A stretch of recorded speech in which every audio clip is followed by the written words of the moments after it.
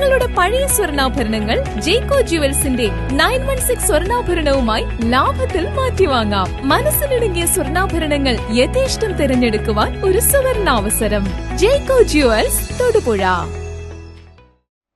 School bus driver വിനോദിനെ ആദരിച്ച Vazhakulam merchant association. 25ഓളം കുരുന്നുകളെ രക്ഷിച്ച വിനോദിനെ അസോസിയേഷൻ പ്രസിഡന്റ് സിജു സെബാസ്റ്റ്യൻ പൊന്നാടിയണിയിച്ച് ആദരിച്ചു.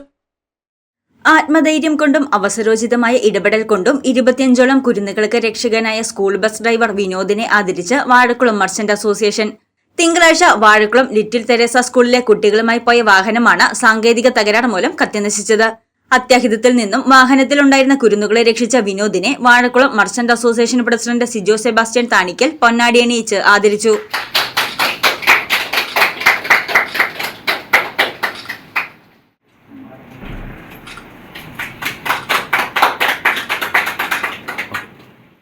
വാഴക്കുളം മർച്ചന്റ് അസോസിയേഷനെ സംബന്ധിച്ച് ഇന്ന് ഒരു സന്തോഷമുള്ള ദിവസമാണ്.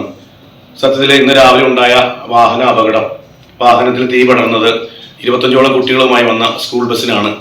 ആ വാഹനം ഓടിച്ചിരുന്നത് വാഴക്കുളത്തെ വ്യാപാരിയും പൂജ സ്റ്റോഴ്സ് ഉടമയുമായ വിനോദാണ്. വിനോദിന്റെ സഹപ്രവർത്തകയായിട്ടുള്ള ആയയും ചേർന്നാണ് 25ഓളം കുട്ടികളെ 10 മിനിറ്റ് സമയത്തിനുള്ളിൽ സ്കൂളിൽ നിന്ന് 25ഓളം കുട്ടികളെ ബസ്സിൽ നിന്നും ഇറക്കി സമയബന്ധിതമായിട്ട് അവരെ സുരക്ഷിതരാക്കിയത്.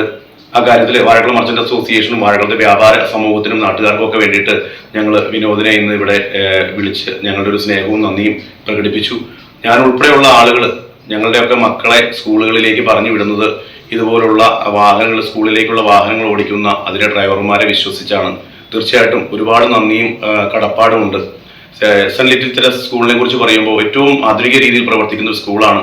അവരുടെ എല്ലാ വാഹനങ്ങളും പുത്തൻ വാഹനങ്ങളാണ്. അപ്പോൾ അതിലൊന്നും ഒരു ആശങ്കയില്ല. പക്ഷേ ഈ പുതിയ 24 കിലോമീറ്റർ മാത്രം ഓടിയിട്ടുള്ള ഒരു വാഹനത്തിന്റെ ഫയർ അലർട്ട് പോലും കൃത്യമായിട്ട് പ്രവർത്തിച്ചില്ല എന്ന് പറയുമ്പോൾ സത്യം പറഞ്ഞാൽ വലിയൊരു ദുരന്തമായിരുന്നു ഉണ്ടാകേണ്ടിയിരുന്നത്. അതിനെ അവസരോചിതമായിട്ട് ഇടപെട്ട് നമ്മുടെയൊക്കെ മക്കളെ സുരക്ഷിതരാക്കുന്നതിന് വിനോദിന് സാധിച്ചു. തീർച്ചയായിട്ടും വലിയ അഭിനന്ദനം അർഹിക്കുന്നു.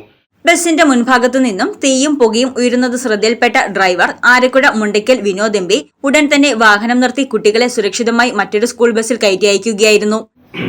രാവിലെ 7:45 നമ്മൾ സാധാരണ സ്കൂൾ ബസ് എടുക്കുമ്പോൾ തന്നെ വണ്ടി എടുത്തു നേരെ കല്ലൂർക്കാട് വഴിയാഞ്ചിറ കയറി ആയവനെ വന്ന് നേരെ സ്കൂളിലേക്ക് പോരുന്ന വഴിക്ക് ഏകദേശം നമ്മുടെ നെടുമ്പഴക്കാവ് വന്നിപ്പോൾ വണ്ടിയുടെ എഞ്ചിൻ്റെ ഭാഗത്തുനിന്ന് പുക പതുക്കെ കണ്ടു തുടങ്ങി.